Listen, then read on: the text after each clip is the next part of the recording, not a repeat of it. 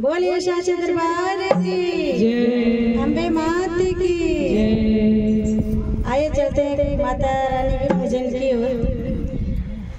ऊपर बहे गंगा नीचे दरिया भवनवा ये मैया बड़ा निक लागे, भवनवा ये मैया बड़ा निक लागे, भवनवा ये मैया बड़ा निक लागे।